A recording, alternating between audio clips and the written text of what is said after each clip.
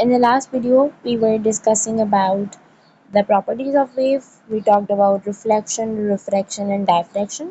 In this video, we are going to have a look at the term wavefront. Basically, the wavefront is an imaginary line on a wave that joins all points that are in the same phase. What is meant by this? कोई भी ऐसी imaginary line हो, जैसे for example मैंने आप लोगों को बताया था कि एक वेव के दो पार्ट्स होते हैं. This is the crest and this is the trough.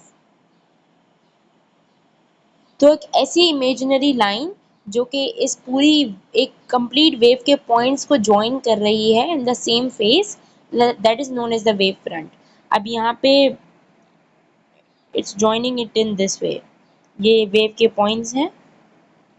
Wave front एक ऐसी इमेजिनरी लाइन है जो कि एक ऐसी इमेजिनरी लाइन है जो कि इन सारे के सारे पॉइंट्स को इन द सेम फेस कनेक्ट करती है, ज्वाइन करती है. सही है. ट्रफ से ट्रफ को, क्रेस्ट से क्रेस्ट को, this is an example of wave front. सही है. फिर हम बात कर लेते हैं पीरियोडिक मोशन की. अब बेसिकली जब हम पीरियोडिक मोशन की बात करते हैं तो periodic motion is a motion repeating itself in an equal time interval. सही है. कोई भी ऐसा मोशन जो कि एक इक्वल टाइम इंटरवल में अपने आप को रिपीट करवा रहा हो is known as periodic motion. For example हम वेव की एग्जाम्पल ले लेते हैं कि ये एक वेव है. अब यहाँ पे after an equal time interval ये जितना टाइम ये वाली वेव लेगी उतना ही टाइम आगे वाली वेव लेगी, फिर उतना ही टाइम आगे वाली भी वेव लेगी. विच मीन्स कि ये सारी वेव जो है ये इक्वल टाइम इंटरवल में जनरेट हो रही है, इक्वल टाइम इंटरवल में अपने आप को रिपीट करवा रही है. तो when it is repeating itself in an equal time interval so it's known as periodic motion. सही है. इस टर्म को बोला जाता है पीरियोडिक मोशन. उसी तरह से हमारे पास सिंपल हार्मोनिक मोशन भी है जिसको आप SHM भी कहते हो. सिंपल हार्मोनिक मोशन हमें ये कहता है कि when an object oscillates about a fixed position is its mean position. सही है. When an object oscillates about a fixed position, its acceleration is directly proportional to the displacement. अब पहले तो acceleration is what? Acceleration is the speed, you can say. सही है. तो अब displacement जो है वो उतनी ही होगी जितनी एक्सेलरेशन होगी. अगर एक्सेलरेशन ज़्यादा है तो ही डिस्प्लेसमेंट ज़्यादा होगी. अब ये बोलना चाह रहे हैं कि जब एक वेव ऑस्किलेट होगी अपनी मीन पोजीशन से, फॉर एग्जांपल एक वेव है जो कि ऑस्किलेट होती है अपनी मीन पोजीशन से, जो कि जनरेट होना स्टार्ट होती है अपनी मीन पोजीशन से, तो जो उसकी एक्सेलरेशन होगी वो डायरेक्टली प्रोपोर्शनल होगी किसके? उसकी डिस्प्लेसमेंट के. क्योंकि मीन पोजीशन की बात की गई तो नेगेटिव फॉर्मूला होगा. सही है. क्योंकि it will be directed back towards its mean position. अब यहाँ पे इन्होंने बोला कि a is directly proportional to minus x. Minus x क्यों है? a is the acceleration that is directly proportional to what? That is directly proportional to the displacement.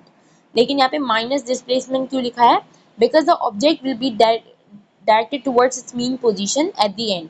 वो आखिर में अपनी मीन पोजीशन के लिए ही डायरेक्ट किया जाएगा, तो इसलिए उसको नेगेटिवली हम पुट करते हैं उस वैल्यू को.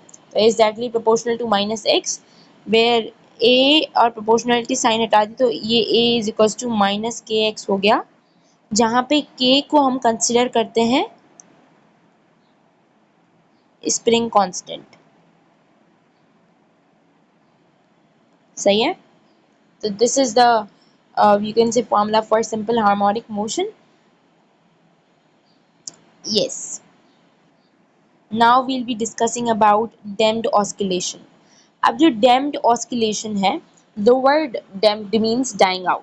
सही है. अब क्योंकि पहले हम इसकी definition को देख लेते हैं. An oscillating system in which friction has an effect is a damped system. एक ऐसा oscillating system जिसमें friction पे कोई effect हो उसको बोला जाता है damped system. फिर इन्होंने बोला कि the oscillation of a system is in presence of a resistive force. आपको बोला गया कि एक सिस्टम की ऑस्किलेशन जो है but that should be in the presence of some resistive force, उसको कहलाते हैं डैम्प्ड ऑस्किलेशन. इसमें इस मोशन में something is simply pushing the movement, सही है। तो अब होता क्या है, जैसे गिटार की स्प्रिंग का एग्जांपल ले लें आप, when you leave it it keeps vibrating, right, तो that is known as an example of damped oscillation. कुछ भी रेसिस्टिव फोर्स की वजह से कोई ऑस्किलेशन हो रही हो in a system, that is known as damped oscillation. जो वर्ड ऑस्किलेशन है ना, that this means moving back and fourth,